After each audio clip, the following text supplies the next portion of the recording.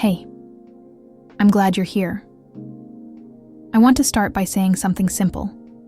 If you've been carrying thoughts around that just won't stop, that loop in your mind that feels exhausting, you're not broken, you're not weak, and you're not alone.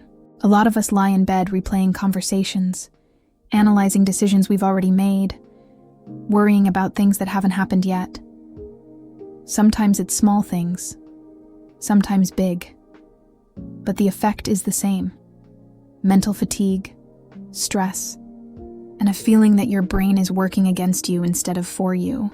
And today, we're going to sit with that feeling for a little while. We're going to explore why it happens, what it does to your focus and energy, and the ways you can quietly start shifting it. No pressure, no gimmicks, just a conversation about your mind and how to reclaim a bit of control over it. So, let's start at the beginning. What is overthinking? Overthinking isn't just thinking hard about a problem. It's more like running the same track over and over without moving forward. You might replay a conversation from last week, or think through every possible outcome of a decision, no matter how small. You imagine worst-case scenarios, or you imagine things that are probably impossible.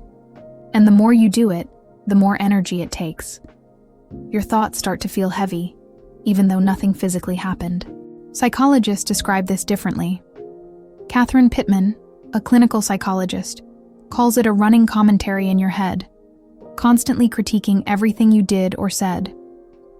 Sociologist Susan Nolan Huxama calls it rumination, the act of asking big questions but never really finding answers.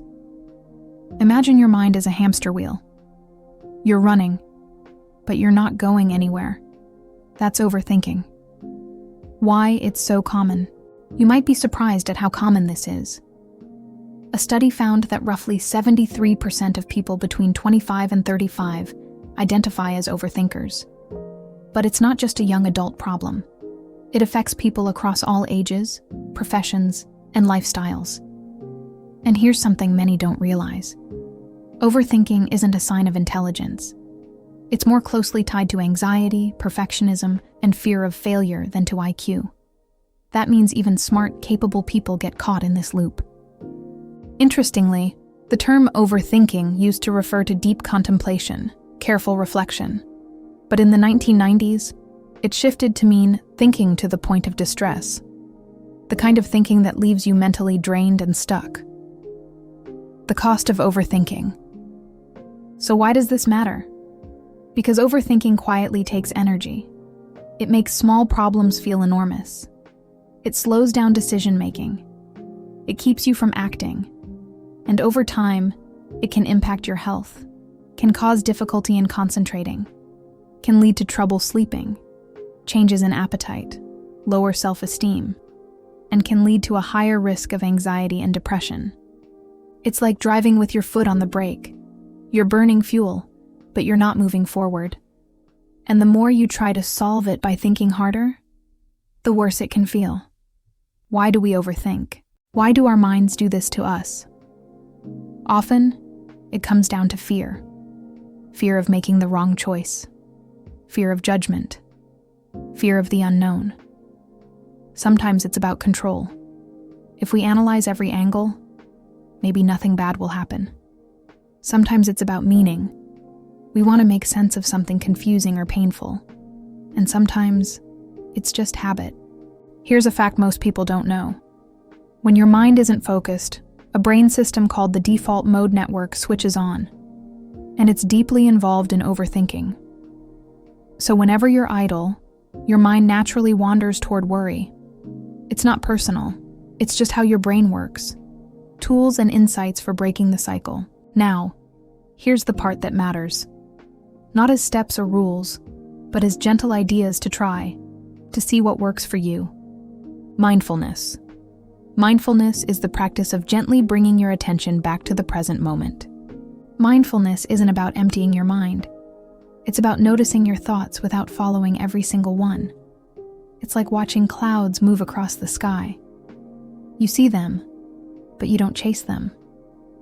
When I first tried mindfulness, I was skeptical. I thought, How is sitting still and breathing going to help me stop overthinking? But I tried 5 minutes a day. And slowly, I noticed a space between my thoughts, a pause. And in that pause, I realized I didn't have to follow every thought. That pause became a choice. Next time your mind starts spinning, notice the sensations around you. 5 things you can see. 4 you can touch. 3 you can hear. 2 you can smell. 1 you can taste. Ground yourself in the present. Overthinking often involves distorted thinking, catastrophizing, black and white thinking, mind reading. Cognitive behavioral therapy teaches us to question our thoughts. Ask yourself, is this thought based on facts or just fear? What evidence supports or contradicts it? What would I say to a friend thinking this? Will this matter in a week or a year? You don't have to believe everything you think. Thoughts are not commands. They're information. Write it out. Sometimes, letting thoughts sit in your head makes them louder. Journaling externalizes them. Write everything down. No filter, no judgment. 10 minutes. Then close the notebook.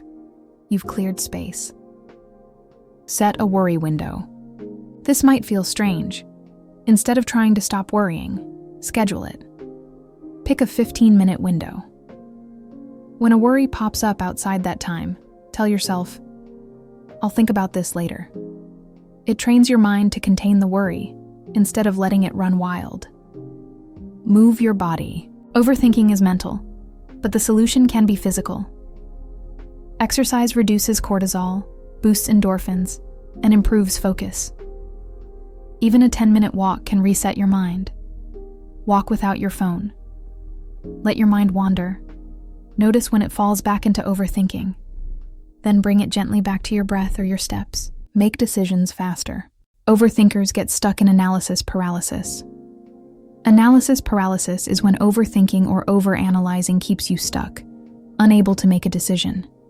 We want the perfect choice, but perfection is a myth. If a decision is reversible, give yourself a limit. 10 minutes, 30 minutes, an hour max. Most decisions don't need hours of thought. They need courage. Talk it out. Sometimes just speaking your thoughts reduces their power. Call a friend, a therapist, even record a voice note. When thoughts leave your head and enter the world, they lose intensity. Bringing it all together. Overthinking is a habit, yes, but so is pausing. So is breathing. So is choosing presence over panic. You don't have to silence your mind. You just have to stop feeding the loop. Start small. 1 breath. 1 pause. 1 choice. And notice the change. You can reclaim your energy. You can regain your focus. You can quiet the noise in your mind. And the important part is, you're not alone. You don't have to fix it all at once. Just sitting with these ideas, letting them sink in, already starts shifting your experience. Take this with you today.